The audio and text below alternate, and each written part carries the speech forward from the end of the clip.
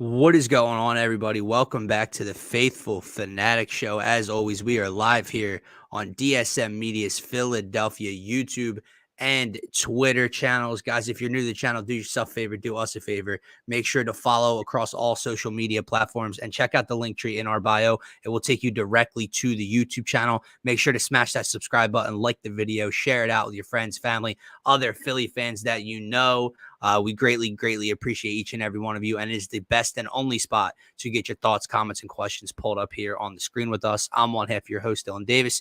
To my right, my faithful co-host, Scotty. The Sixers 0-1 without Joel Embiid, heading to Toronto tonight and then to Indiana on Sunday afternoon to take on the Pacers. What will these next two games look like? What did we see on Wednesday night? What did we learn from some of the new acquisitions that Daryl Morey brought in this offseason? What did we see from Tyrese Maxey as the number one option, and how the Sixers can build off of an early loss shorthanded? The Eagles head to Cincinnati to take on Joe Burrow and the Bengals. Can the defense hold up? Can the offense continue to build? Maybe they can score a point in the first quarter this week, Scotty, and continue to head in a positive direction. A lot to discuss on this Friday morning. Tap in, follow, subscribe, get your comments, get active with us, my man. Happy Friday. What is going on?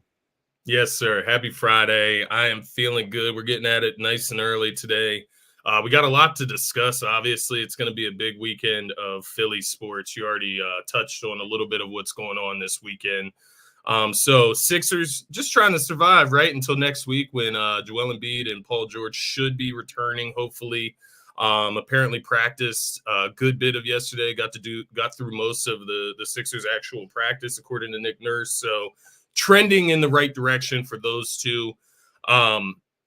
Eagles, Bengals. I mean, biggest game of the season? I mean, kind of, right? Like, obviously, every week, that week is the biggest game of the season because it's the next game. And obviously, the next win is always most important. But matchup-wise, I was about to say Joel Embiid. Jalen Hurts versus Joe Burrow, right? These wide receiver tandems going at each other, the prolific offenses. It's going to be interesting. And you could even say, even though the Eagles are 4-2, the Bengals are what, 3-5 or 2-5, something like that.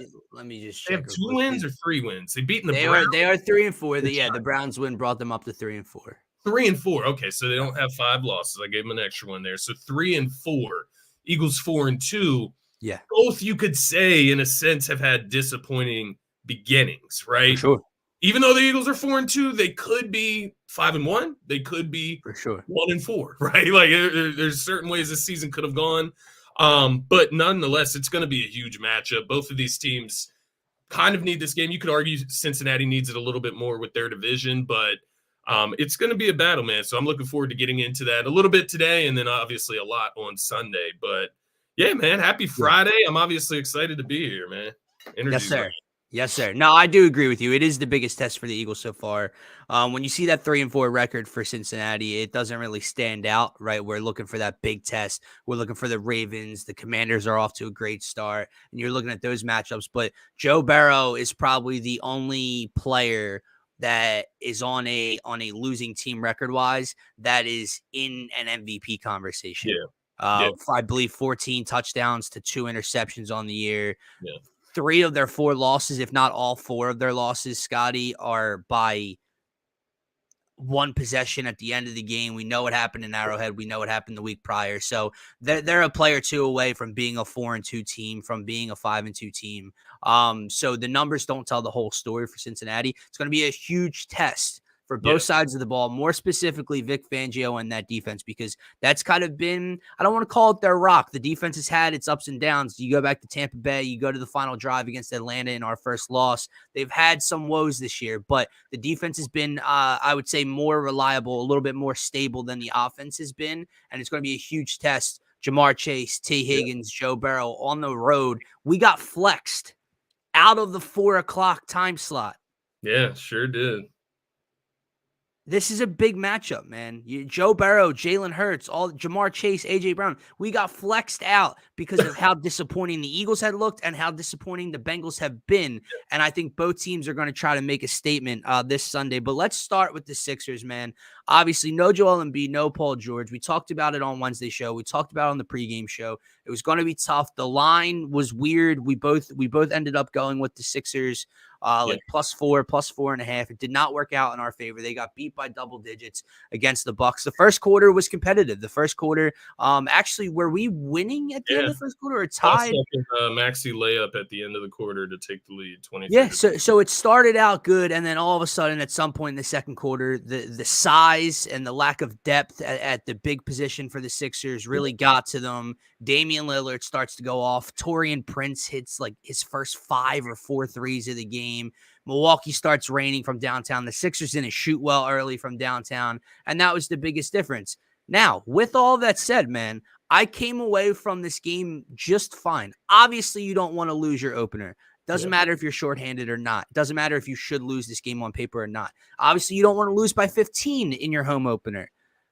But at the end of the day, I don't know if I want to call it. Yeah, I'll call it different things. I'll call it things in a positive direction. I believe it was, shout out to Sean Barnard for this, 17 offensive rebounds from your new look Sixers. Andre Drummond crashing the boards. Yabusele, obviously the 3-ball didn't fall as much as we wanted to. He hit his first one, then missed the next 2 or 3 that he took. But he looked like he belonged on an NBA floor when Giannis Antetokounmpo and Brook Lopez and others were on the floor. So that was a positive. Kyle Lowry was a spark plug, knocking down threes offensively for this team. If that's sustainable, Caleb Martin, 5 for 10 in 37 minutes off the bench. There were some positives that you can take away from this game, missing your 2 biggest stars. Yeah, no, I completely agree. And it is weird coming away from this game because they end up, getting blown out or double-digit, loss, of course. And you look around and you're like, well, what could have happened differently, right? Like, what could have changed to make this game go a little different? The only things that I see, like as far as the actual players that played in this game, obviously Eric Gordon needs to give you something else, like more. KJ Martin wasn't great, but he's sitting there, he's having to guard Giannis from the jump, right? And that's going to take your mind away a little bit. But the main takeaway for me, which I think is a positive, man, is if Tyrese Maxey plays like the Tyrese Maxey that we know, like not even better than last year, if he just plays like last year's Tyrese Maxey, I'm not going to say that you're winning the game. No, but they're in that game. It's a single-digit game. It's a single-digit game. You're competing. Look at it this way: Dame came out, started the season on fire. Tyrese Maxey came out, started the season cold. There's a lot that goes into it. He shot the ball horribly. I'm not going to give him any excuses for that. But the lack of whistle for Tyrese Maxey, man, like it is crazy, bro. Build a rhythm like that. Like you get to the free throw line, you hit a few free throws. That's how you build a rhythm as a shooter. Dame gets to do it. You see Dame go down the court. He gets touch fouls. All the jiving and all that stuff. But Maxey goes to the rack. He gets hammered. And he's just told to get back up and try again. I honestly, bro, if I could go back and watch the tape on all of his drives, I could find you one play that there wasn't contact that he thought. I remember he laid on the ground and smacked it and smacked the floor. And I watched the replay. I'm like, there's not a lot there. Dude, there was a few. He got hit on the head. There was one that even the broadcast pointed out how bad it was at some point in the third quarter when he drove and then was on the left side of the basket and then came up and under to the right side. And Giannis took him out legs, midsection, and upper body, and he got no whistle, bro. And the frustrating part is it's one thing if officiating is letting both teams play, if they're missing calls on both sides. I am so sick and tired of watching that 7-foot linebacker just do whatever he wants to do on a basketball floor like he's playing tackle football and everything go his way when Tyrese Maxey can't get a call. The most frustrating thing about all of it, man, is that the Sixers were the aggressor. The Sixers were the team that kept attacking the rim. They kept attacking the basket. And that's who you're supposed to award. I'm not saying you're supposed to bail them out, but you're the aggressing team, the team that keeps going. and getting hard contact, that's the team the officials more nights than not give the benefit of the doubt to the free They're throw the line home from. team, man. And they didn't do that this night. The Bucks ended up shooting 4 more free throws than the Sixers. Now, both teams shot from the free throw line terribly. Both teams shot like 70% from the free throw line. Wouldn't have mattered. The Sixers need to cash in from that aspect. But and I say this every year, and I'll say it one more time, man.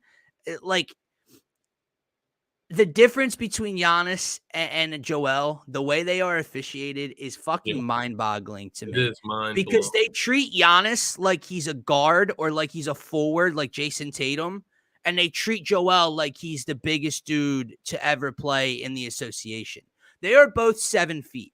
Yeah. Joel's 285, probably 275 now. Whatever the hell Giannis is, Joel's obviously a little thicker. Whatever. They're both built relatively similar. Yeah. Giannis is allowed to run 100 miles an hour, lower his shoulder, extend his forearm, do whatever, and get whistles. If Joel Embiid knocks over a player, if you ever watch Joel get a little sped up, a little out of control, and bodies fly, 100 times out of 100, it's going the other way. It's an offensive call. Even if they're not set.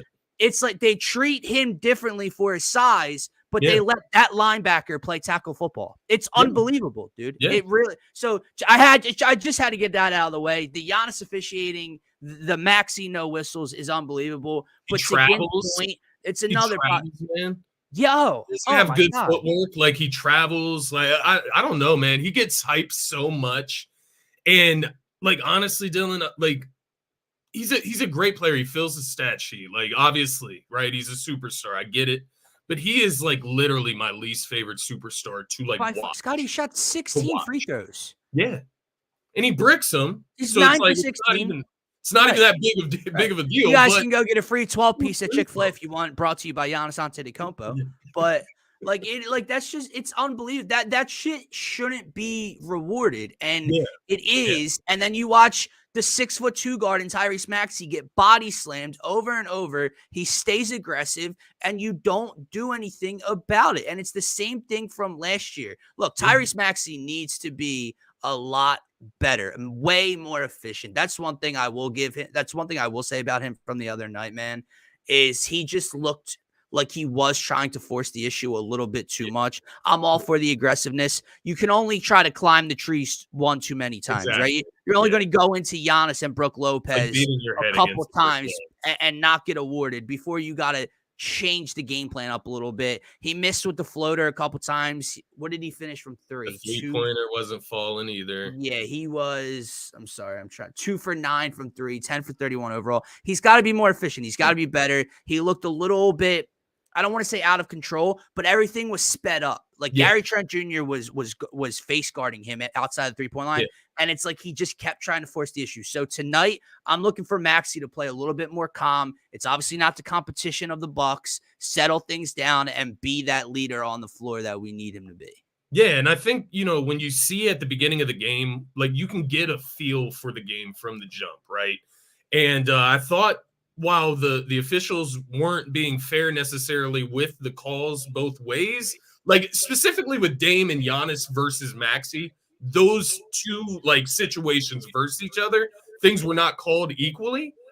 But you can see that from the jump of the game if you're Tyrese Maxey. So you have to find other ways to get yourself in rhythm, to get your team in rhythm. Whether that's easy mid-range jump shots, floaters like you mentioned, getting the 3-point shot to go. Start inside, then work out, though. It's usually the opposite, right? He usually starts with a couple 3-pointers from outside. If it's not falling, then he'll start gravitating in. I think it's the opposite. You start with a couple easy layups, easy floaters, work your way out. Try to get to the free throw line. Of course, that is always an idea, but read it from the jump. Gary Trent Jr. was allowed to play physical in this game. You knew that that's the way they were going to allow it to be played. You got to adjust from that point, and I think that's what Tyrese Maxey talked about at the end of the game was adjusting to it, not relying on the refs to kind of make your game for you. You got to make the game for yourself. But yeah, Gary Trent Jr. was outstanding with the way he started, with what was allowed. I think a lot of it was fouling in today's NBA, but if it's allowed, then you do it. I would be for it if I was a Bucks fan. So yeah, you got to give him a little bit of credit for playing Maxey the way he did. Yeah. No, I agree, man. And I was just looking over at the score sheet here, and they did a lot of things well. They just weren't efficient enough. And obviously that's Yeah, to come when you're missing two of your biggest scorers. But we talked before the game about winning the 3-point battle. The Sixers got doubled up on the 3-point line. Milwaukee was 16 of 37. Couldn't really miss in the second half and in the second quarter. is it the The fourth quarter Sixers were that they 8 for scored 40? 31. They weren't efficient at the free throw line. Maxey wasn't efficient. Oubre 1 for 6 from deep. Gordon 1 for 6 from the floor. So they just got to shoot the ball better. There's going to be off nights like that, and that's the point. Like they didn't shoot the ball well. They're missing two guys, so it's no shock that they lost this game. Yabusele, man, 26 minutes. Day one, obviously a little bit more of a need as well without Joel, right? Drummond starts. You need some size at the backup five, and even with him, you're playing small. He's carving out a role for himself, undoubtedly, even when Yeah, Joel Embiid comes back. And I think he's definitely more of a true NBA four. So yeah.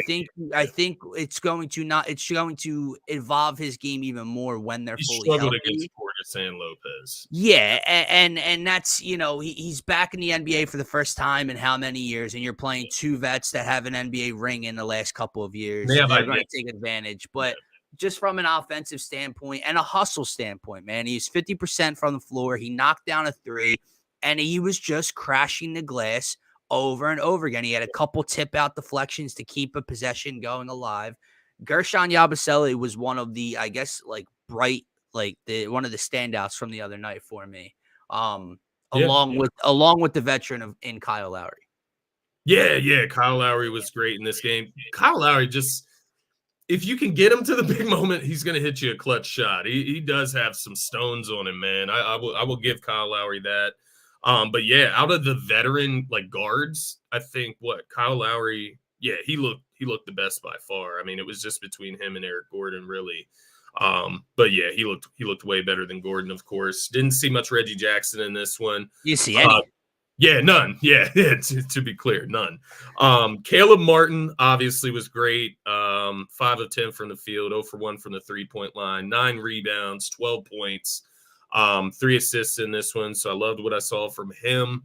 Have the Sixers beaten the Glenn Rivers led Bucks? I'm not 100% sure, Martian, but I would go with no because Embiid did not play like the latter half of last season. Yeah, they haven't seen him Season, so I highly doubt that they beat them without him last year, unless Giannis was out or something. So I doubt it, but not exactly sure on that one. But yeah, positives from the game, man. Overall, I'd probably go Andre Drummond, even though picked up some fouls, like I get it. It's not the best matchup in the world by any means when you look at him versus like a Brook Lopez that'll stand at a 3-point line or a Bobby Portis that's on the move, right? He can score from different spots on the court, or even Giannis, right? He's not guarding Giannis. So it wasn't a great matchup for him. But still, the 10 points, 13 rebounds, very steady. He gave you what he's going to give you, right? Yeah. Kelly Oubre, I thought he was good. He was another guy that I thought didn't get as many calls as I maybe thought he should have. 3-point shot was not falling. No. Need to be better from there, but I did like the aggressiveness. It's what we're going to need from him while these guys are out right now, right? Yabusele off the bench, Caleb Martin off the bench, Kyle Lowry off the bench. All positives for me here. Yeah. And then the one thing that I will say, man, coming out of this game, well, there's a couple things that I would like to see tonight and going forward. And it's not that I want Eric Gordon's minutes like stripped of him. I like not start or anything like that. I just want to see more Jared McCain minutes, and I would like to see them in like the heat of the actual game. So I think tonight against the Raptors, a team that's not nearly as good as a Milwaukee Bucks team, right? It's not a contender in the East. I would just like to see it. Like we saw a little bit at the end of the game, like him getting into the lane, hitting a mid-range, like fadeaway jumper. Just seeing that made me wonder what it could look like if you had another guy that could dribble, get in the lane, and get his own shot or make plays for others. And I would just like to see what that looks like, especially with Maxey, man, who we still do have to have questions about him being a playmaker, facilitator, a guy with the ball in his hands as the primary ball handler. He just he seems to operate better as a shooting guard, man. That is Yeah. one concern of mine just coming out of this game. I'm hoping I that think we have to continue to let Tyrese Maxey grow, bro. Like, don't get yeah, me wrong. yeah, Like, Tyrese Maxey is a star, and he's a budding superstar in this league. Right? He's special.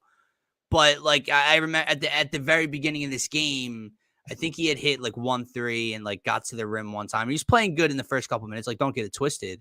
yeah, But I saw a couple different tweets at a timeout where it's like, whatever you think Tyrese Maxey's ceiling is, raise it by 10, blah, blah. And it's like, we have to let him continue. yeah. He's 23 years old. Yes, we And I'm believe part the of that. ceiling's I very will high. admit No, that. I'm part of it as well. I think he's Yeah, special. But I just let's let him continue to grow into yeah, this young NBA career of his. But you brought up something with Kelly Oubre and that first Gint comment I was going to get to, because that's basically my biggest takeaway from this entire game as a whole and from this unit, right? They didn't shoot the ball well, they weren't efficient, and they were shorthanded. You weren't going to win that game if you didn't knock down shots and shoot well from 3-point line and the free throw line. But at the end of the day, these new role players were aggressive. You brought up Kelly. Gint brings up Kelly getting downhill. Kelly Oubre attacks your chest. yeah. Kelly Oubre will put his shoulder into your chest, raise, like he doesn't try to just get a shot off, draw contact. He will get to your chest, raise up, and pull up a mid-range in the middle of the paint over you and finish strong. Caleb Martin, Tyrese Maxey, they all got downhill.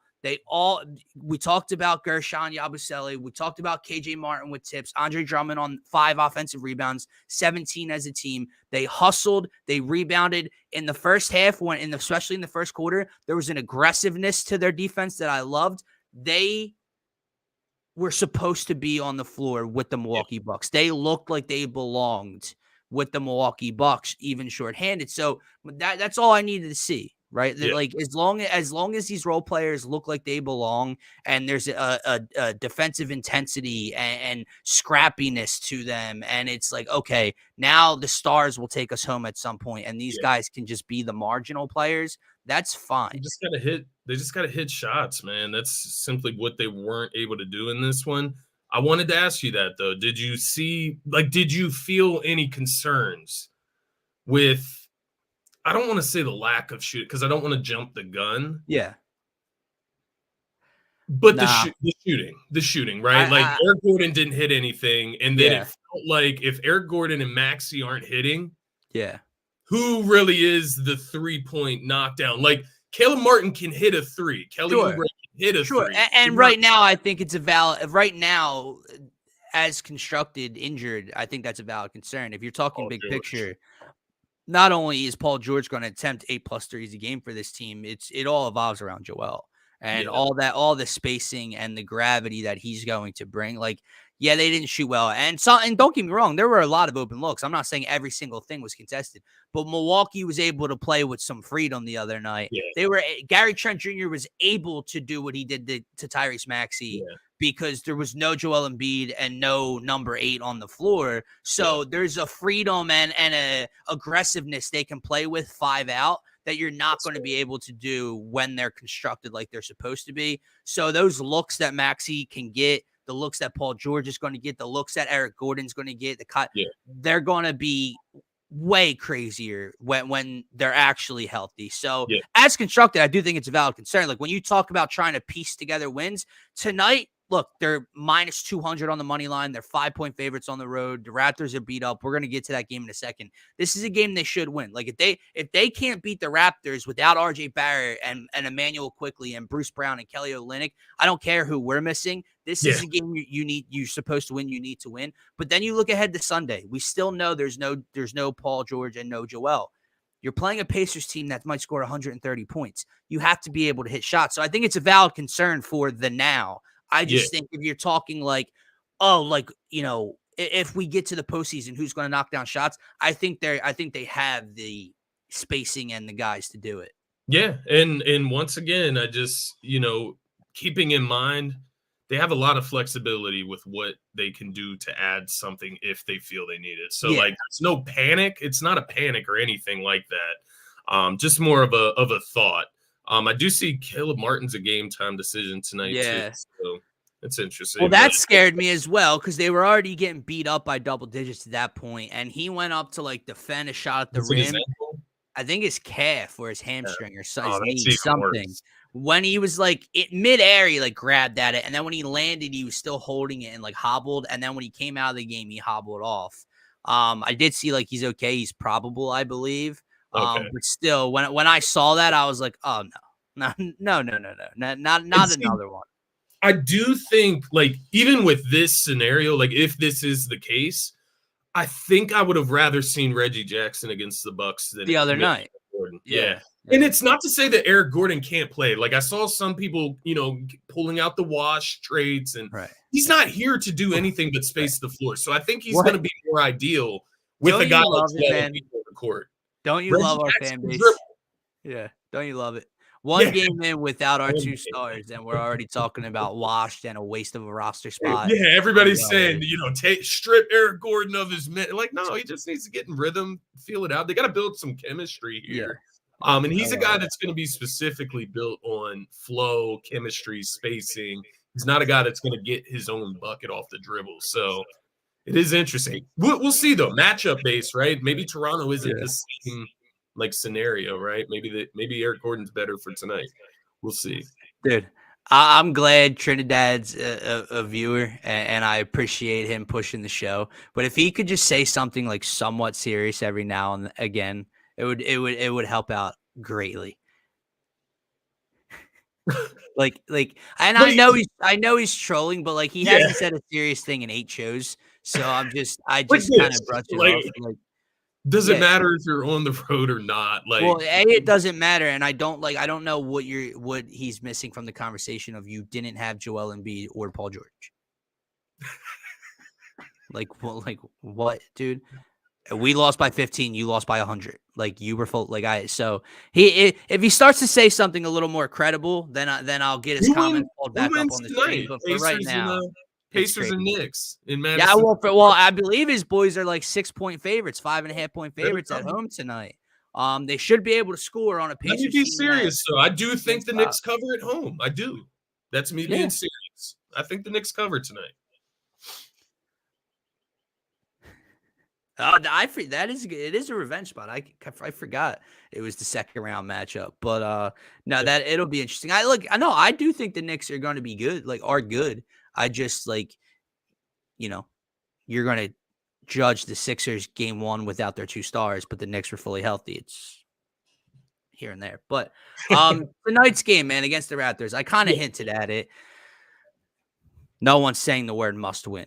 In game 2 of 82, not healthy. But this is a game you should win. And this is a game that I'm just going to come out and say, you better win. You better win it just to instill confidence in yourself and in your fan base while you're missing Joel. Because you got to remember, man, this isn't just you're missing Joel to start the year. This is part of a greater plan, a plan you're being investigated for at the moment by the league, okay?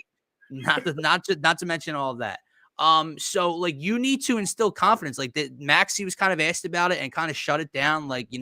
Winning should not start and end with Joel Embiid. We need to win games without him. We haven't had Joel through the preseason. We didn't have him for parts of last year. It shouldn't be all on his shoulders.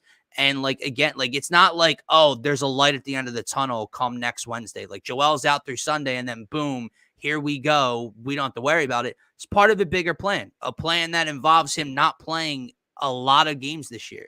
So if you can't go out and beat the Toronto Raptors, especially when they're, not as greatly beat up because no one compares to Joel and Paul on their team, but depth-wise, they're way more beat up, and they're missing their top guys outside of Scotty Barnes. So you have to go on the road and win this game, man. You're 5.5-point favorites to open.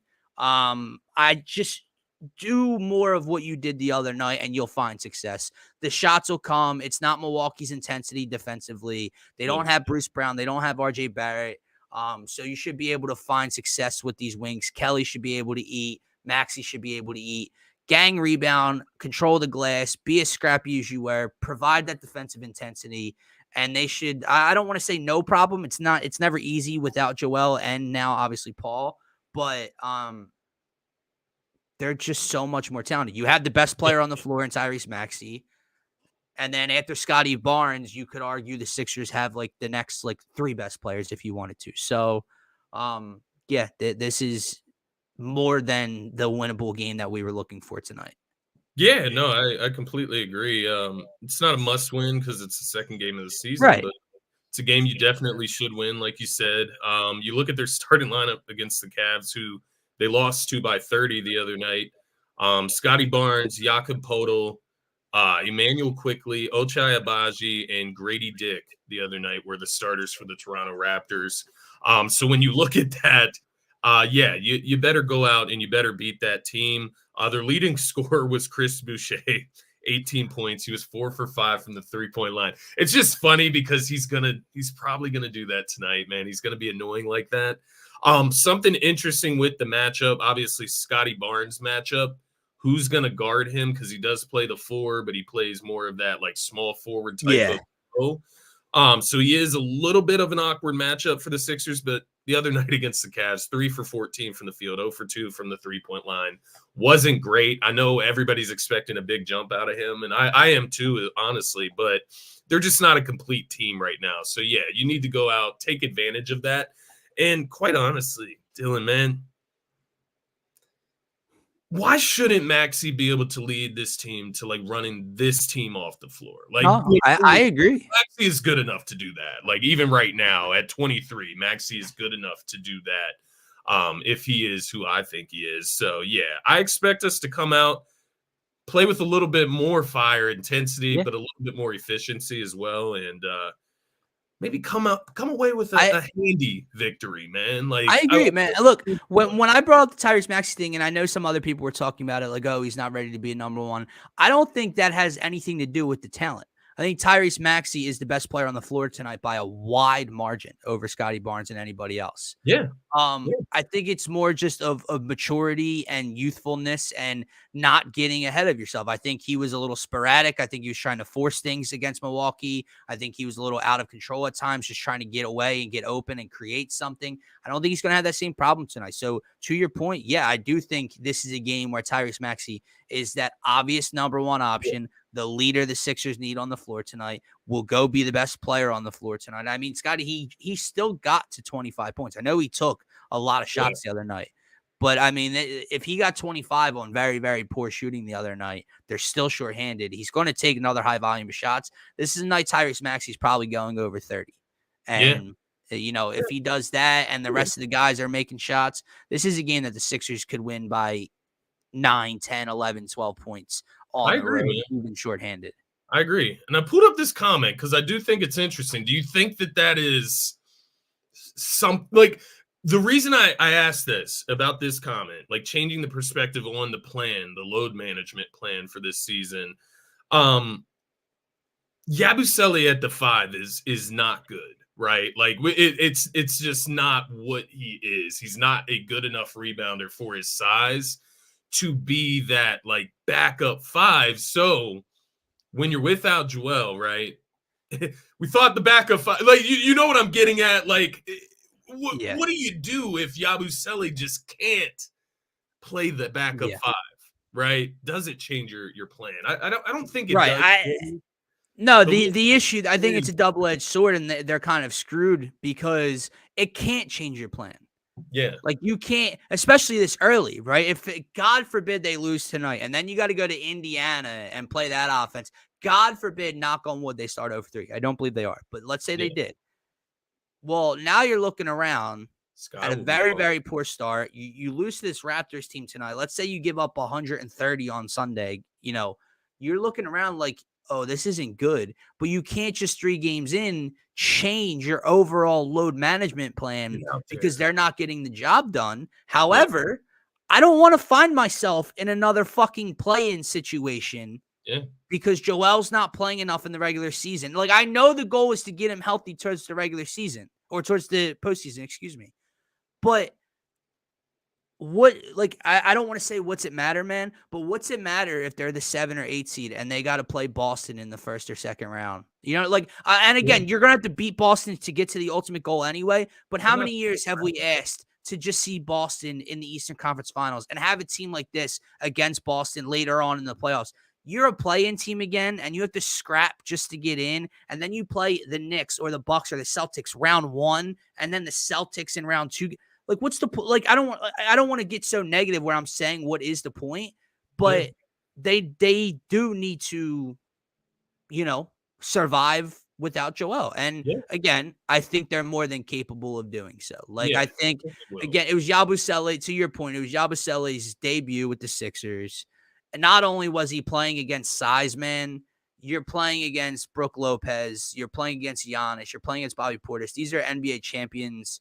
These are, Giannis with the athleticism and size, the floor spacing they bring as well, where Yabusele's trying to track them down and not just have to focus on boxing out and grabbing rebounds. So a lot went into that mismatch for him. I think he'll ultimately be okay. It was the first game of the season. It went opposite of what I thought. I thought maybe, both teams would come out rusty. Facts are the Sixers were the only team to come out rusty. The Bucks came out hot. They looked like they had been playing all preseason. Outside of Giannis came out slow. He was a little rusty, but Dame was able to lead the way for him. And they got hot from the 3-point line, especially in that second and third quarter. I think they scored 42 and 36 in those quarters. So they were just scorching from the 3-point line at that point. And at the end of the day, if Maxi's not hitting, if guys aren't hitting 3-pointers on a night like that, when Joel and PG are out, you're probably not going to win the game. So somebody had to get hot for the Sixers, and it just didn't happen. And you shot 71% from the free throw line. Yeah. So like, they just were not nearly efficient enough being a shorthanded against a better team. That'd be perfect. It wasn't going to happen. Tonight, listen, I don't want to have, issues tonight, but there's a little room for frustration tonight, right? You know what I mean? Like those things that you didn't do well against Milwaukee, you might get away with tonight. So the Sixers don't have to go and shoot 47% from three. Yeah. It's not like the Bucks where you have to play perfect without Joel to even have a chance. Like, no, I agree. Tonight is one of those nights where you can make some mistakes, but I will say there is room for frustration on my behalf. Because once again, tonight is the night where, the Sixers should be coming away with the W, man. So go out and do whatever it takes to get the W, man. And I do look for Nick Nurse to try some different things tonight as well. Just see what he's got in this roster. It doesn't mean empty out the bench or anything, but just see what you got in the roster, man. See what works. No, I do agree. It'll be interesting to see which way he goes, backup guard wise, right? And the leash that maybe an Eric Gordon gets, especially if he comes out hot tonight. Because Kyle Lowry did look really good in game 1. So if Kyle Lowry, doesn't play that way, maybe there's a little more wiggle room for him to look at a Reggie Jackson direction or look at Jared McCain. Lowry's going to get that first nod after he knocks down 3 threes and scores 12 points in limited action. Maybe he should start.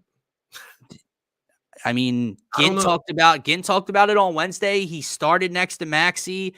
It allows Maxey a little bit more freedom, like you talked about, to play off ball more because Kyle is a traditional point guard. It's not the worst idea, man, and especially don't for want to burn Kyle out either. You know what I mean? Right, that's true. Burn him out in the regular season. No, but if you use Kyle like you used KJ Martin in game 1, let's say you flipped roles. Let's say instead of KJ Martin starting for Caleb starts, but Kyle starts for Eric, but Kyle only plays 16-ish, 17 minutes tonight total. Yeah. So it's the same. It's what you did just at a different position. I think it'll help Maxey early. And again, it spreads out your shooting a little bit more, right? Because I think we're all in agreement that Tyrese Maxey is going to shoot better from deep tonight. So that's one lethal 3-point shooter. You bring Eric Gordon in off the bench. That gives you another 3-point shooter to spot up at different moments. You pair them together with no Joel. You're just really hoping one of them can pull up off the dribble. And that's not what Eric Gordon does. So it's not a bad idea, man. And once you do that, it might allow room for Jared McCain or Reggie Jackson to get a little bit more run than they got because there is no traditional backup one coming in where Lowry would normally slot right in. Yeah, no. PG's debut, they're saying, what is it, the Hornets or the Pistons next Tuesday or something? It's the Pistons on Tuesday or Wednesday. If that is the game, they're hoping that it's both of them. That is Joel and PG because they're not going to play. Neither of them are playing through Sunday. We know that. I just want to check the schedule real quick. So they're Pistons on the 30th, and then they're Grizzlies on the 2nd. Then they go on a 3-game road stand out west to Phoenix, Clippers, Lakers. They're not going to make their debut out west. Right. So it's going to be one of Pistons, Grizzlies that one or both of them come back in those 2 nights and get acclimated with the team and then head out west together. There's just no way that you're sending Joel out there to get his first action in Phoenix, Well, back-to-backs on that West Coast trip, so we'll see if they, right, end up playing on, right? There should be no breaks if it's simply back-to-backs. We'll see. That we don't know. Now, your first back-to-back comes at home November 12th and 13th against the Knicks and the Cavaliers. So play them against the Knicks, sit them against the Cavs. That's what I would do. That would be my play. What I would do. Fuck the Knicks. Look at Martian with the a little bit of optimism. He's got that little sweat tear, that little hesitation. And hey, trust me, I'm sweating a little bit too. Like at the end of the day, I need them to come out and perform. I'm out here saying. I mean, I already boosted their money line for tonight up to $200. So they better fucking come away with a win. Yeah, they should win by more than that, right? Like they should win by double digits. Yeah, D-Rab, emphasis on the should. Yeah, it'll be that that thumb on Maxey isn't looking good. That maybe I don't know if that's what's causing it. They're not attributing that. Excuse my vocab there. Attributing that injury to the bad performance. Maxey didn't. Nurse didn't. So. I don't know if that's actually the case, but he did have a little bit of a thumb injury coming out of preseason. But no excuses, man. No excuses. No. Let's go win. We're not going to be live on Sunday, so Sunday's game against Indiana. Yeah, Sunday's game against Indiana. It's not a great matchup, but I'm trying to think. Indiana's size, like they got Miles Turner, they got Pascal Siakam. Wiseman just tore his ACL or his Achilles, so he's done. As they're that backup big they acquired's gone. So look, put it this way: there's always opportunity against the Pacers because the Pacers can't stop you and me. They don't play defense. Yeah, they play no defense. In fact, they were down by 7 points late in the 4th quarter against the Detroit Pistons in the opener because they could not get stops. They got stops down the stretch, but they could not get stops for 3.5 quarters in this game. Yeah.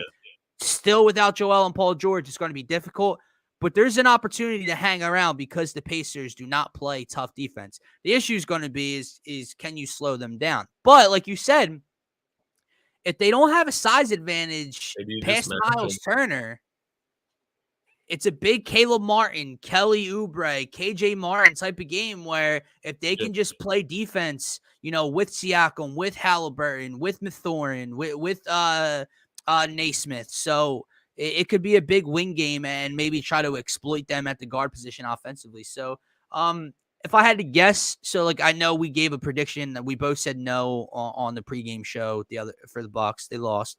I'm going with a win tonight. I'm going to say they lose on Sunday, but I don't think it's as scary as maybe it seems on paper. A team that just went to the Eastern Conference Finals and has a budding star in Tyrese Halliburton. I don't think it's that scary because they literally don't play any fucking defense. Yeah, it is an interesting matchup, and when you break it down like that, it's a game they could win. I'm going to lean your way, and I'm going to say they lose as well, just because it's in Indiana. Yeah. If Indiana loses to the Knicks tonight, like I suspect they will at Madison Square Garden, they're going to come out, try to, bring it together at home and against a depleted Sixers team. So it'll be an interesting matchup. I think it's one of those games if Tyrese Maxey can emphasize himself as the best player on the court, get everybody else moving in unison. You could make something happen, but no, I just don't like it in Indiana. Doesn't have the it factor. Like what? Yeah, no, that's crazy. The it factor? Define the it factor. Yeah. Does Joel Embiid not have the it factor? Right. He's not like this great facilitator. Does he not have the it factor? Come on. Nah, we can say that Maxey didn't live up to expectations in that first game. Yeah. We just don't have to jump to these rash conclusions. If you want to know if Tyrese Maxey has an it factor, go rewatch Game 5 in Madison Square Garden down the stretch last year and pull up from 45. He's not a great playmaker yet. yet. He's not. Right. But that doesn't mean he doesn't have the Right. factor. He might not, from a maturity perspective, he might not be ready to have the reins for a long stretch of being the number one. Right. That is something I was going to bring. But from a talent perspective, I don't think it's a question. Was he good enough Wednesday night? No, he wasn't. We talked about that. But from a talent perspective, he's good enough to go be the best player on the floor on any given night in 80% of the 90% of their matchups that they're going to have. So, no, I think Tyrese Maxey is fine. We agree, Martian. We agree that they could have won that game. Like if Maxey shoots the ball better, if they shoot the ball better as a team in that game against the Bucks, yeah, they could have won that game. That's the same thing I'm saying for Sunday. They can win that game. It's just it's in Indiana. It's not the first game where, the other team may be a little bit rusty. I'm going to take Indiana at home. I do agree with Martian here too, man. We talked about it earlier. Just it has nothing to do with tempering expectations. It just has to do with slowing down and letting him grow and develop still. Like we talk about, and it's ever since he's come into the limelight when James Harden decided to start making, first Ben Simmons and then Harden and that whole debacle. Once Maxey became a thing, he jumped right into it and he's become a fan favorite. And the way he's grown each of the last 3 years has been incredible. Yeah. But again, 23, let him continue to figure out the game itself. He's got the talent. Now he's got to put the mental and the talent together over the next year or two. And that changes when you have the big fella on the floor and a guy like Paul George on the floor. But when you're by yourself out there and like you said, he's trying to score because he's the heavyweight, in that category for them right trying now. To lead, but he's he's also got the duties of getting Eric Gordon looks. He's got the duties of getting Kelly the ball. He's got the duties of just doing a lot by himself. So, he's not really by himself. They have talent or they have help around him role player wise, but he's just got to start to put it together, man.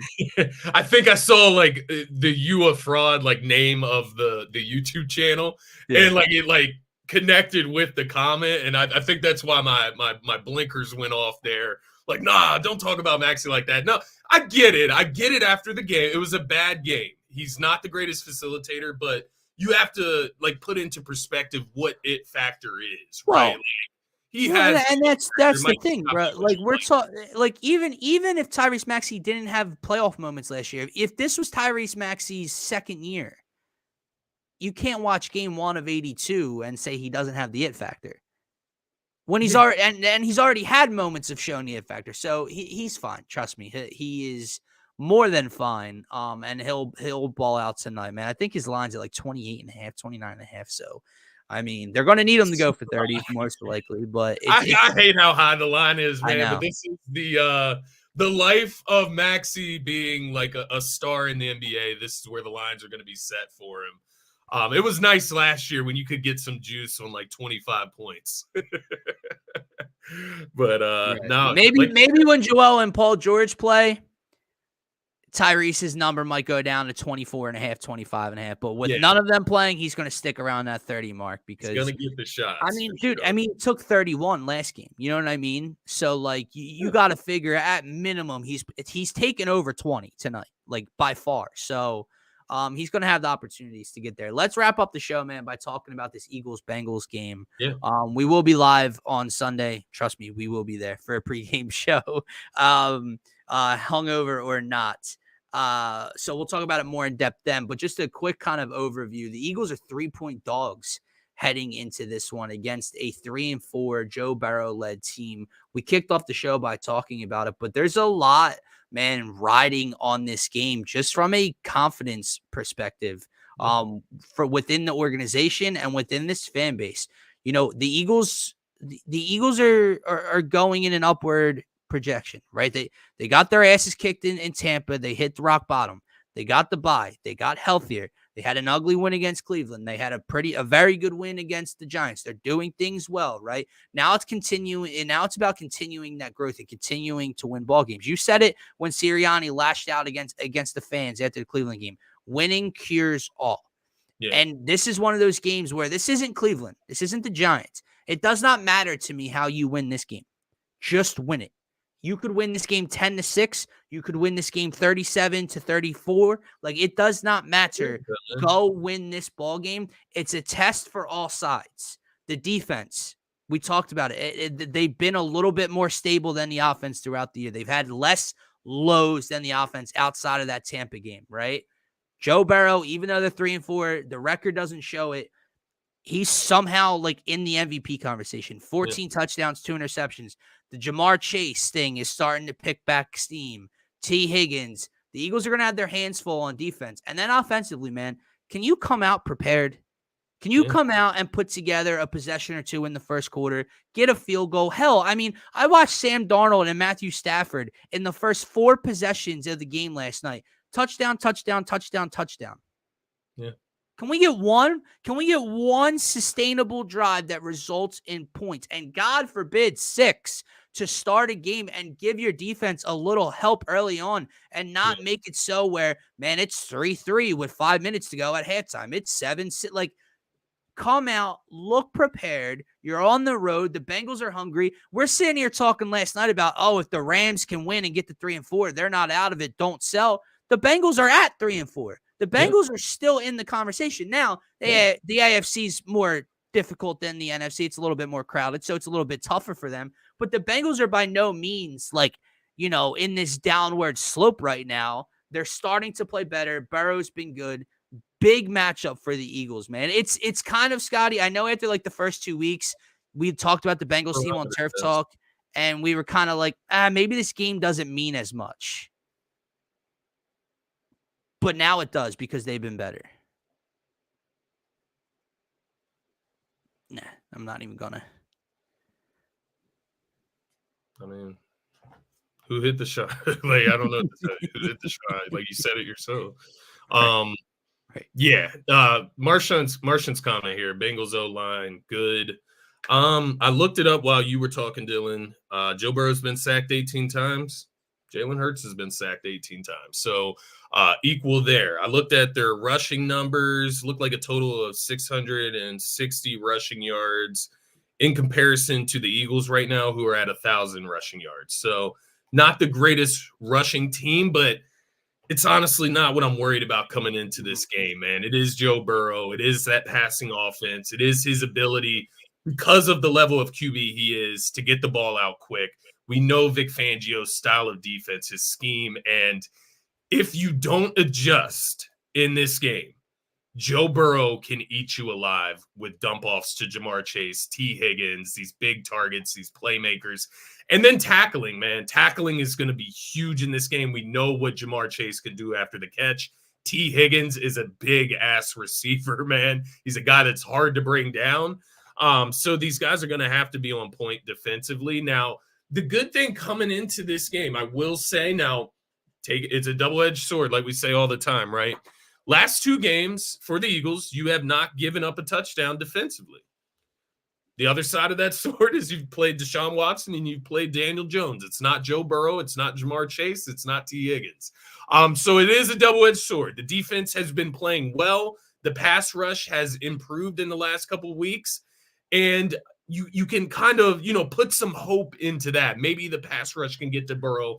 Maybe you can frustrate him, right? Like the big thing with the last time Burrow played the Eagles in his rookie season, he got sacked 8 times. Yeah. Don't know if that's going to happen. I do think the game plan for them is going to be to get it out quick.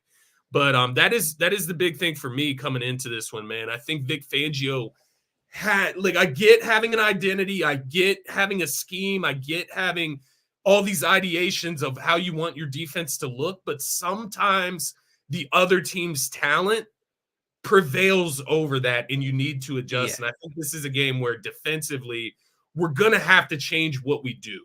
Slay is going to have to play. He's going to have to play on these receivers.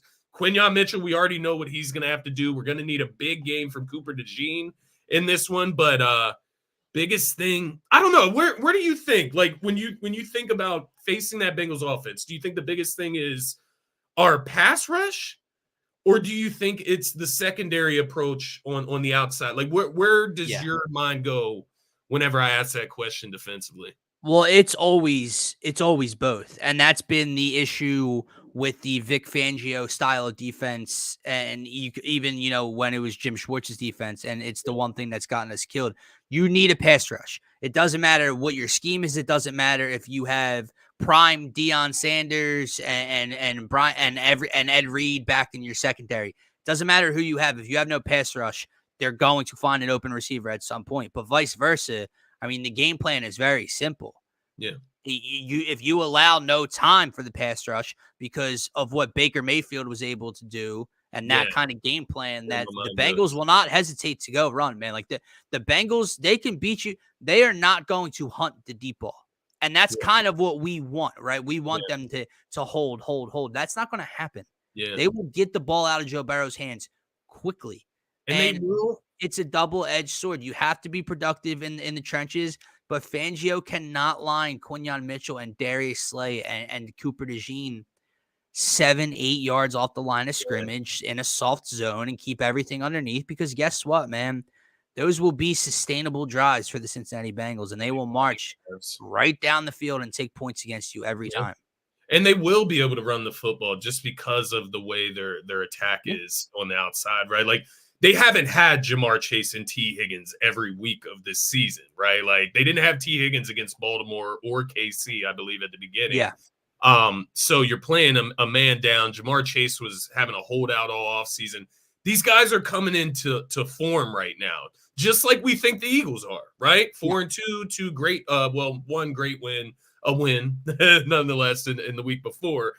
We think the Eagles are coming to the form that we thought they would be in at the start of the season, but the same thing can be said for the Bengals. So that's what makes it such a fascinating matchup, because if you would have went maybe 2-3 weeks back, it's getting moved out of the 4:30 slot, right? Like, that's the type of game it was. Just in the last 2 weeks with what's happened, it looks a lot different. I mean, if you look at the last 2 weeks, the Eagles and the Bengals have played the same opponents. Yeah. That's fair. The Bengals offense has scored 17 and 21 against the common opponents that the Eagles have just played. Okay. And what I'm trying to get at here is the names are there. The explosiveness is there. We know that. Yeah. But if the Giants defense that we just scored 28 points on and could have had more, we just chewed out the entire fourth quarter and half of the third quarter without trying to push the ball. Yeah. With doing so, they held the Bengals to 17. The Browns, who held us to 20 and had us in an ugly game, held them to 3 touchdowns and 21 points as well. So the Bengals, they're starting to pick up steam. They won 2 games, but the offense is back and forth. So basically my point, man, is if you want me to take you seriously being the Eagles again, I can't watch the Giants and the Browns hold their own against this offense and then watch you give up 31 plus points. 30, yeah. Like, you give up 30 plus points and look like you did against Tampa Bay. What are we doing here? Like, it's 1 step forward, 2 steps back at that point. Now, but if the Eagles go and score 35, then it doesn't matter, right? But you can't lose this game first and foremost, and you cannot lose this game because you gave up 35 points. Because then we're right back to square one. How am I supposed to believe in this team's ability to win a playoff game and beyond when they just continue to show me the same red flags? So it is a humongous week for the Eagles, man. We kind of looked ahead earlier in the week, and we keep pointing at that Ravens game, and that is the big one. We know that. Absolutely. But this Bengals game now has that juice that it had on the schedule on paper before the season started. Both teams are playing great. 4-2 versus 3-4. They got flexed out of the prime spot, right? I get it. But both teams have back-to-back wins against the same opponents. Both teams are still fighting. Both teams are getting a little healthier, and it's going to be a fun offensive matchup to keep an eye on, man. I think you make a good point when you bring the Ravens up specifically, and you can bring up some of the better teams around the league as well. It's not that we should even be comparing what we should do to what the Bengals have done or what they're doing, right? We need to compare ourselves to those teams that we fantasize about the Eagles being as good as, right, and competing with. And the truth is that Ravens matchup won't matter if you don't beat some of these big opponents that are on the way there, Yep. right? The Bengals, the Commanders, the Cowboys are all before that matchup with the Ravens. So you got to win these games to prove that you are who we think you are. And, when you look at like the matchups, ask yourself, what would the Ravens do to the Bengals right now? It's a division opponent. Maybe it would be tough. Maybe it would. They did have a shootout in like week 3 or something like that. So maybe it would be tough. Maybe that's not the best example. What would the Lions do to the Bengals right now? Maybe that's a better example. Out of division, not a matchup you see all the time. What do we think the Lions would do to the Bengals? Yeah. No, I wholeheartedly agree. Level, but it's what we strive to be, right? It's what we're competing. It's not like the Eagles are going to win out. Okay, the Eagles aren't going 15-2.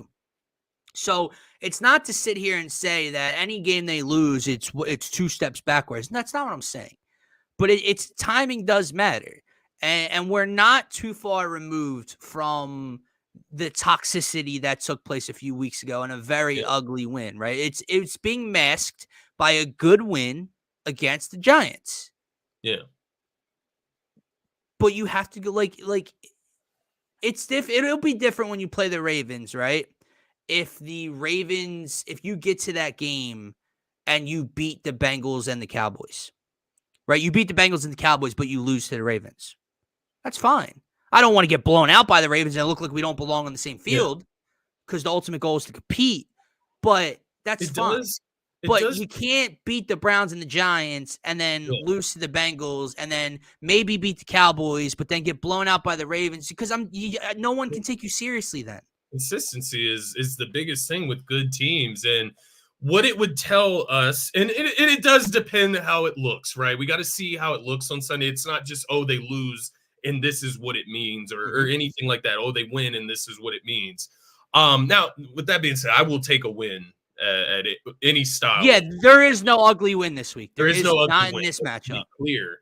But depending on how you lose, you can walk away from this game saying, the Eagles are getting better, but the Bengals are better, right? Like, we don't want to come away from this game thinking that way. Both of these teams are getting better. The Eagles are better. That's what I want to think coming out of this game. So it is interesting. Let me ask you this.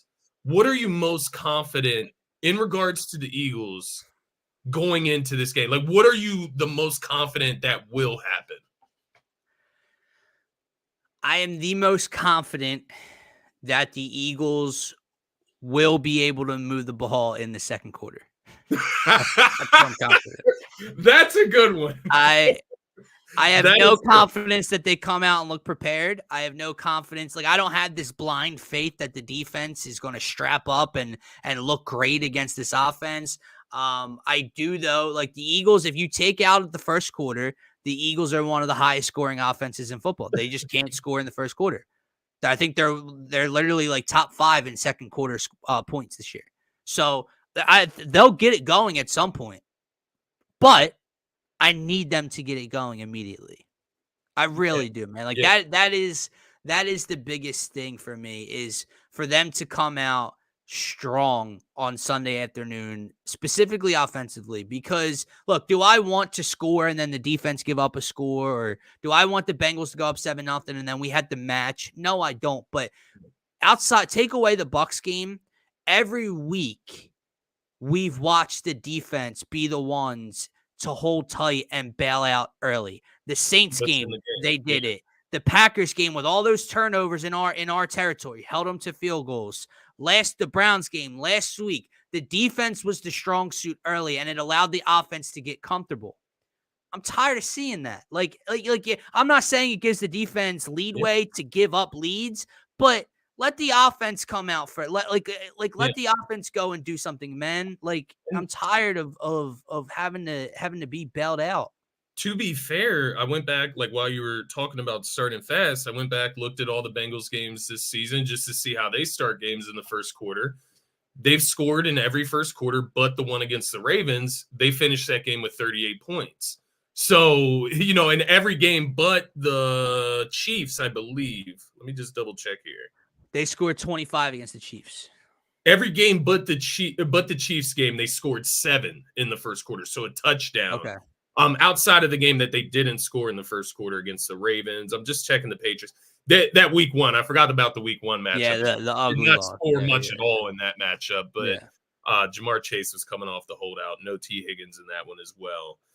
That is the one loss of theirs that like truly sticks out. They obviously lost to the Commanders, but that doesn't look like a horrible loss at this point. No, it doesn't. But that's actually a great point, man. We're competing for a division. We're looking at that younger team led by Jaden Daniels, right? Is Jaden Daniels playing better than Jalen Hurts? Is he already better than Jalen Hurts? Are the Commanders the team of the NFC East now? Well, they went out and scored 38 points against the Bengals and came away with a win. You have to match, man. You have to find a way to match that because look, there's a lot of football left to be played, but all I can look at is what's in front of us right now. And if I can pinpoint and go, well, the Commanders did this to a common opponent and we look like this against them, what am I supposed to take away from that? So you have to find a way to match this, man. Daniels was 21 for 23. 254 yards. That's right. That was the Monday night game where he threw the dot to Terry McLaurin to basically ice it and score. Also had a rushing touchdown. So he was phenomenal in his first primetime game. Yeah. So like you have to, you really do, man. You have to match that. And I know the Bengals that made them 0-3, and maybe you could say they're a different Bengals team at this point. Their offense scored 33. Yeah. Their offense was humming then. That's when it started to hum, really. So no, the Eagles have to come out and win on Sunday. That's all I'm going to say for now. Like we'll get into keys and all that on actually Sunday afternoon, but they need to win on Sunday. To get us out of here, man, on this fine Friday, if you had to pick right now, and I know it could change by Sunday, so it's not our predictions. If you had to pick right now, would you say the Eagles are winning this game? Like, what's your gut telling you? Yes. My gut's telling me yes, and for some odd reason, again, I'm not like just giving blind faith that they turn it around early and they get those first quarter points we're craving, but I do think the offense is the reason they win. I think this is a week you should know what your identity is. You should, and it's very simple. It's 26 and it's 11, and we need to stop hunting all the go routes to 11. They're great. But let's get them a slant. Let's get them an out route. Let's get them some quick hitters to get the ball in. It's 26 and it's 11. You run the ball behind this offensive line. You get Jalen under center. You get some bootleg play action. Roll him out to the right. That's your identity. Yeah. Okay. You can't go backwards. You can't show me how well you were able to look like that last week and then come out and throw the ball 37 times this week and kind of ignore Saquon. But you can't do that. You have to ride Saquon Barkley in this one. AJ Brown and Dallas, and Devontae Smith will find ways to produce.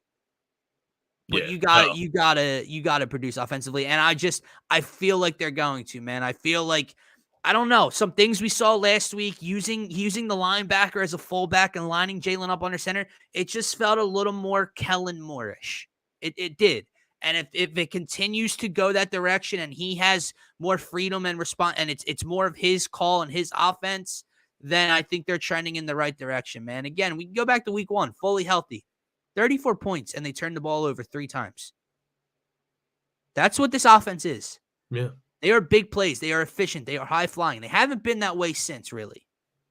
Let's get out and let's do that this weekend against the Bengals defense that has had trouble, man. Against good offense. 26 to the Chiefs, 38 to the Commanders, 24 to the fucking Panthers, and 41 to the Ravens. To the Ravens, yeah. So in the football, right? Yep. Actually, I did want to check that as well, but just to give you my idea, I do agree with you. I think it could be eerily similar to that Buffalo Bills game last year, where it was just Josh Allen having MVP game versus Jalen Hurts' best MVP game, and they're just dueling it out. I don't know if it'll be as high scoring, like upper 30s, right? Getting into the 40s. I don't know if it'll go that far, but 28-27, 31-28, something in that type of setting sounds about right to me. If you were looking at what the Ravens did, it's a hard one to read. if you were going to look at what the Ravens were able to do, they ran the ball 34 times for 175 yards against the Bengals. Derrick Henry, 6.1 yards per carry. Lamar also threw for 348 passing yards on 26-42, 4 touchdowns, no interceptions. Lamar, he's on another level right now, but there's room to eat there for sure. Yep.